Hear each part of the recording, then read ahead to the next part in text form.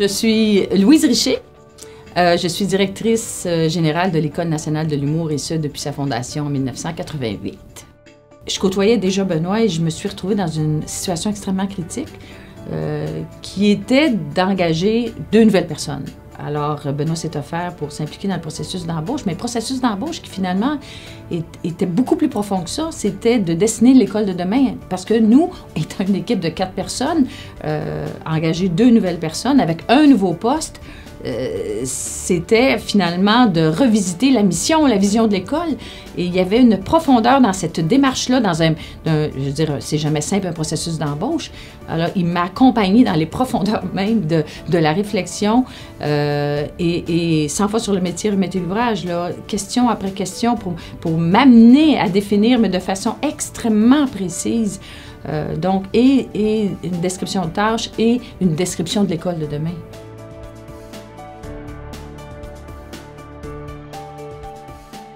Ce qui est bien avec Benoît Savard, c'est que, à la fois, c'est un être extrêmement exigeant, doublé d'un être extrêmement bienveillant.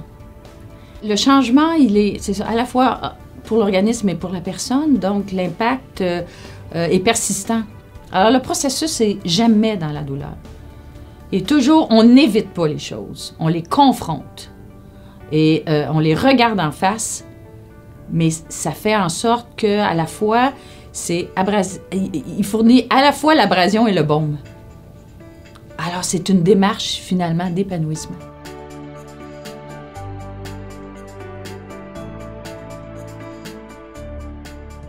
Il est connecté à ta réalité, puis il est toujours, jamais dans la complaisance non plus, toujours en te faisant évoluer. Alors, c'est un milieu sécuritaire. À la fois, moi, puis Dieu sait que j'ai assez peur du jugement, puis je traîne ça, mais je me soigne, là. Mais lui, t'as jamais peur. Tu sais que t'es un être hyper intelligent, hyper connaissant, mais d'une grande humanité. T'as jamais peur d'avouer ou des lacunes ou un questionnement. T'es en sécurité, c'est incroyable, là. C'est un cadeau à recevoir parce que t'as des mentors qui sont en haut. Il y a quelque chose où quelque part, il est en haut, mais à la fois, il est surtout devant toi.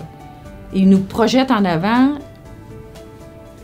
puis sur la base de valeurs tellement fondamentales. Benoît, c'est un aidant naturel. Et sa motivation, là, il l'a jamais perdu de vue. Benoît n'est jamais devenu un technicien de l'apprentissage.